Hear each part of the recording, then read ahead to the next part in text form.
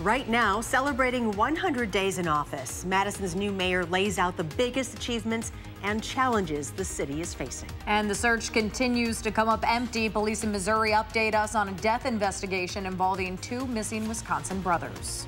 And later, an attack on Willie Street sends two people to the hospital. What police say makes this one unusual. Straight ahead. From the Channel3000.com Alert Center, this is News 3 Now at 10.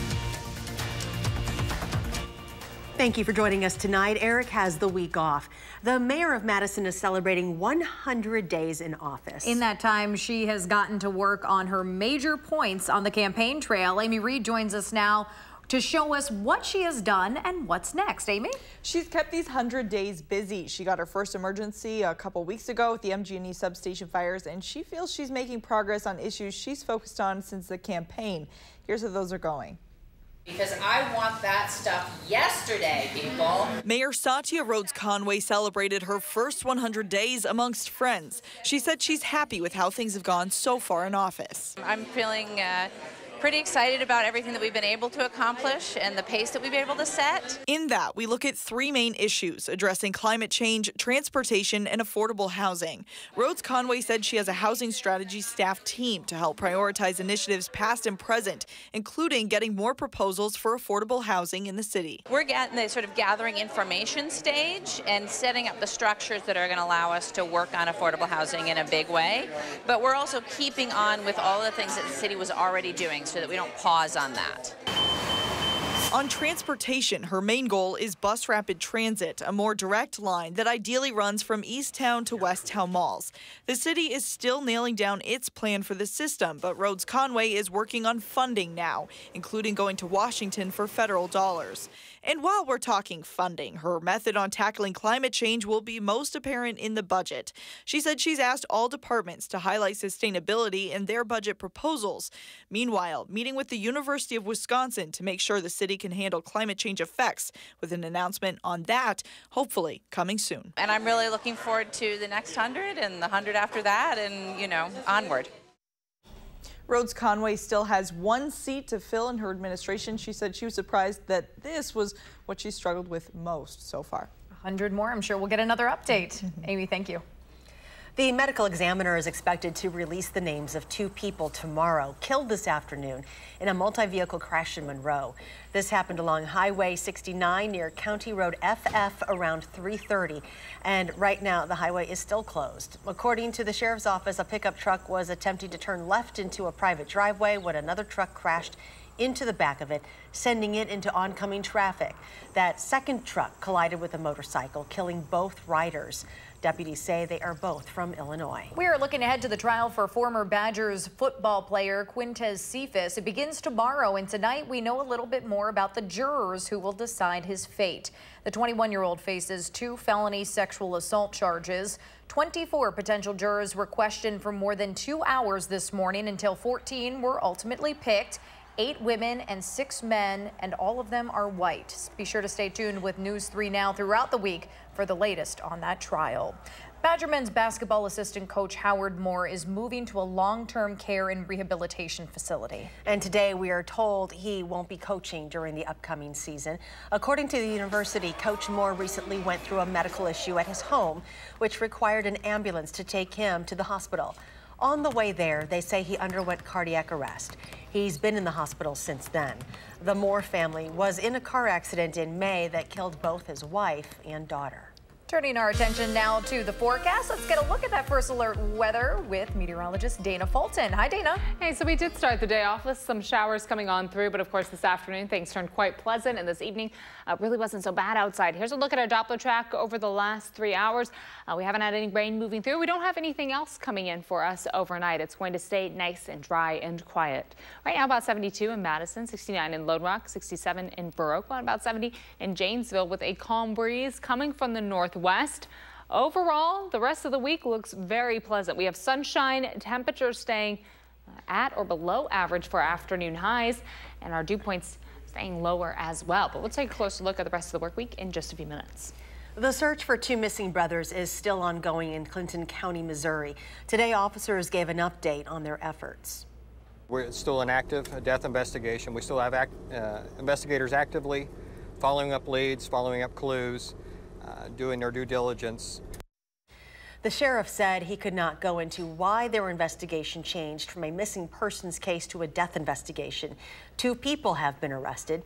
Today, one of those people, Garland Nelson, was denied bond. He is charged with tampering after police say he admitted to moving Nick and Justin Demel's rental truck to a commuter lot. The second person in custody has not been identified. New information tonight into the apartment fire in Janesville yesterday afternoon. The fire department says the 12-unit apartment complex on Holiday Drive sustained around $325,000 in damage. About 20 people are displaced, some of which are being helped by the Red Cross now. The department says more than 50 firefighters from 13 different agencies helped on the scene. One firefighter cut his hand and had to be treated at a local hospital. Investigators in Gilroy, California are still looking into a possible motive in a deadly shooting at a popular food festival over the weekend. A gunman killed 3 people and wounded a dozen others. Those 3 victims have been identified as 6-year-old Stephen Romero, 13-year-old Kayla Salazar, and 25-year-old Trevor Irby, Police identify the shooter as 19-year-old Santino William Legan. Authorities say he used an assault-style rifle purchased legally in Nevada. It took police less than a minute to respond and take down the shooter. Back in Wisconsin, 5 people are dead in the northwestern part of the state following a pair of shootings at 2 different locations. The Chippewa County Sheriff's Department responded to a shooting just north of Eau Claire and Lake Hallie last night, where a man and a woman were found dead in their home. 2 others were shot and injured there. When deputies went to notify one of the families, they found 3 more people fatally shot. Authorities say the person suspected in both shootings is among the dead. A 50-year-old man is in police custody tonight after officers say he repeatedly attacked an elderly man and a Good Samaritan who witnessed the incident. Ernest Holly was arrested for aggravated battery of an elderly person, battery, and bail jumping. Madison police say he punched and kicked a 72-year-old man multiple times along Williamson Street yesterday afternoon. Officers say the elderly man was sitting on a porch when he was attacked. If we do have random attacks, generally these take place, between midnight and 6 in the morning with someone walking alone. We've seen those, unfortunately, but to have an older person attacked in broad daylight on a Sunday afternoon, that's very unusual. Police say a passerby was also attacked when they tried to step in and help. Neither victim was seriously injured. UW police are investigating a string of car break-ins at University Hospital. They're working to find the person or people responsible after hard objects were used to break windows and try to get valuables out of people's cars. This happened specifically at Lot 75 at the hospital there. It's a good reminder to keep valuables out of plain sight. Mosquitoes found in Dane County have tested positive for West Nile virus. It is the first confirmed case in the county this year. West Nile is spread to humans through the bite of an infected mosquito. Mosquitoes get the virus by feeding on infected birds and are then able to pass it on when they bite. The city of Madison is looking for more crossing guards to help out with the upcoming school year. In June, you may remember we featured a longtime crossing guard named Kern Blocker, who has decided to retire after 7 years. The district says there is a shortage right now, and they're looking for more people with positive attitudes like Kern to fill those spots. The Justice Department says a former software engineer, 33-year-old Paige Thompson, has been arrested, linked to one of the biggest data breaches in history. Capital One says a hacker gained access to more than 100 million customer accounts and credit card applications earlier this year. The company said no credit card account numbers or login credentials were compromised. Capital One said it fixed the vulnerability exploited in the breach and will contact customers affected. Wisconsin's unemployment rate is near a record low, but state officials say Wisconsin's labor market needs improvement. That includes keeping young people in Wisconsin. We focused a lot in this meeting on the quality of life in Wisconsin and the story we have to tell about getting people here, but then also convincing Wisconsinites, young people, and maybe getting the schools even earlier to convince them to stay. So it's kind of a combination of attraction and retention, but we're pretty optimistic that we can hopefully win that battle for talent going forward. Department of Workforce Development Secretary-designee Caleb Frostman joined Governor Tony Evers in Racine today for a roundtable discussion about the state's economy. Employers say jobs are there, but the state needs to do a better job attracting talent to fill the positions by giving people the skills they need in the current environment. The Wisconsin Department of Transportation is preparing the next phase of construction for the Verona Road project as it nears completion. Short-term lane closures are scheduled south of the Beltline through Friday morning. Southbound will be limited to 2 lanes until tomorrow night. Crews will then shift to the northbound side of Verona Road on Wednesday morning through the end of the week. DOT officials say the entire project should wrap up in November. We are almost there. Yeah, right. Still ahead tonight, a new local business is getting national attention in the running as the nicest place in America. How they are doing something good by brewing some life and kindness into small town America. Stay with us.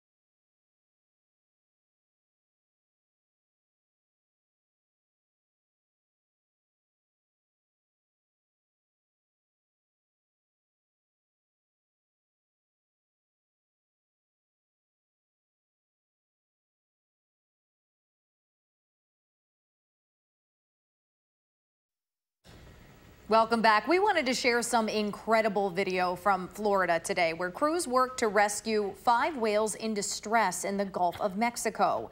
The whales were stranded close to shore, so deputies and wildlife officials placed tents over them to try and keep them cool. After hours of work, 3 of them were sent back out into the Gulf. The other 2 were located in specialty trucks and then taken to a rehab facility. Sometimes you want to go where everybody knows your name, and they're always glad you came. Sound familiar? Those are some of the lyrics to the theme song from the show Cheers, which could very well describe a new business in Belleville that's getting national recognition for doing something good, bringing a community together.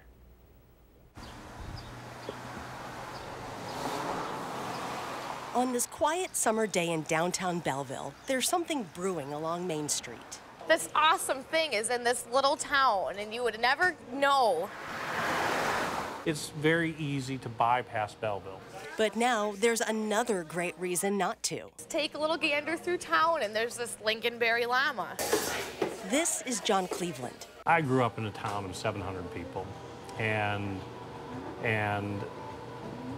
it's so easy to leave. I left. After years of power suits and jet-setting around the world for work, the Owen Withy, Wisconsin native traded it all in for an apron, coffee, and community.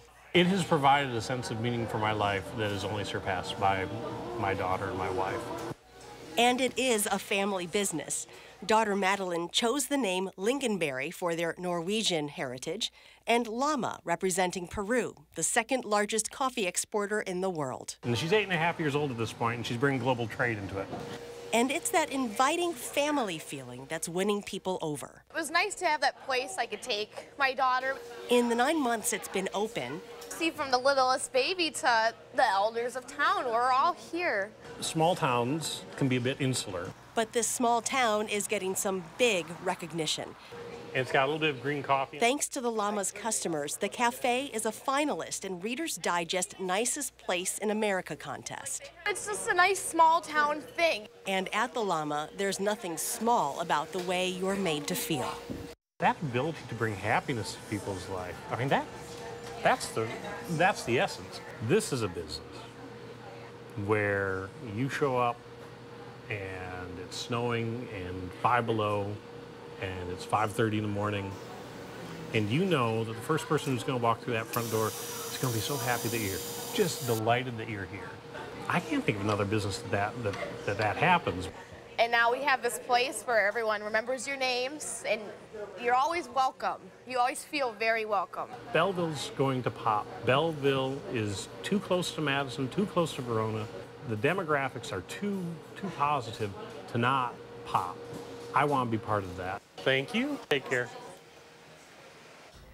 To the Cleveland family and all those associated with the Lincolnberry Llama, thank you all for doing something good, not only for Belleville, but also the surrounding communities. Now, as for how the llama ranked in the Reader's Digest contest, the magazine isn't saying just yet. We will be sure to follow up on that. If you know of a person, business, or organization doing something good, you want to tell this lady, Charlotte, all about it, fill out a nomination form at channel3000.com/do-something-good. And something good is our weather. I don't think anybody can argue with that. No, woke up just a little cloudy, a little rainy early this morning, but the afternoon was fantastic. Thankfully, our humidity's been dropping off and temperatures today a little above average, but still very pleasant outside. Looking at our Doppler track right now, a very different story than what we were watching last night. We have dry weather throughout the state, and we don't have anything new moving in. We picked up just under 1/4 inch of rain in Madison with those showers coming through early this morning. Today, we officially hit a high of 83, so it was a little above average, but with that drop in the humidity, still very pleasant outside. Because it was so cloudy this morning, we started the day off at about 71, so a little higher than our overnight low should have been, but we have a clear sky tonight, so we're going to fall much lower than that. That cold front that brought all those storms overnight and the rain chances early this morning now driving east. The cooler air is settling on in. We have high pressure that's going to start to ridge in and keep us quiet and calm for the next several days. We don't have anything new moving in, so our humidity is going to stay low, the sunshine stays, and our temperatures will actually be very enjoyable for much of the rest of the week. Overall, right now, we're hovering close to 70, about 72 in Madison, 69 in La Crosse, 68 in Dubuque. Those dew points close to 60, so it does feel very comfortable outside. Dew points compared to the last 24 hours have dropped quite a bit for southern Wisconsin, quite a bit more though up to the north where they were dealing with more storms coming through last night. Tomorrow we'll start the day off in the mid to upper 50s, a nice comfortable start, and then in the afternoon we'll see a mostly sunny sky and temps will be below average, not just for Tuesday but also for Wednesday. Sunshine for your Wednesday, and that trend continues into Thursday and for Friday. Also, we don't have anything moving in for the rest of the work week. Again, overnight lows dropping quite a bit just because of that breeze from the northwest. So we have that cooler air moving in the afternoon for near Tuesday. Plan on a very nice day, almost a September-like day with those temperatures in the mid-70s. Some areas, like Camp Douglas, may only get to the lower 70s for those afternoon highs. For Wednesday, we set the day off in the mid-50s, looking at a mostly sunny sky yet again. Our breeze will start to shift directions just a little bit, becomes more of a northeast flow. low, but still those temperatures staying below average in the upper 70s, close to 80 for afternoon highs. Overnight low in Madison of about 58, mostly clear sky, and that's pretty comfortable outside to start off our morning. In the afternoon, plan on a high of about 76. We fall below average tomorrow, but very pleasant for your Tuesday, and mostly sunny skies. You really can't beat that forecast. If you were hoping for a little more summer, though, a little more of a warm up, and it's going to arrive later in the week. Our temps will steadily increase through the middle of the week and towards the weekend. Our dew points, though, they won't start to creep up at all until we get towards Friday and Saturday with that next system starting to build in on Sunday. So we have several days of sunshine before we even have to talk about the rain again. In the mid to upper 70s for Tuesday and Wednesday, and then in the low 80s for Thursday and Friday. Saturday, we're in the mid 80s in front of that next system. That'll be bringing the chance for showers and thunderstorms on Sunday. It doesn't look like a major rain event, but we'll just be keeping a close eye, of course, on the afternoon forecast heading into the first weekend of August. And then we fall back close to average with sunshine for the following week. So a really nice stretch for the next 10 days. No thing to really focus in on. No storms coming on through, and no big jumps in our temperatures either. So it's a nice 10 days. Yes, we deserve this. We've earned it. Thank you. Still ahead in sports, Bucky is beefing up its schedule thanks to a date or two with Bama. We will share those details next in sports.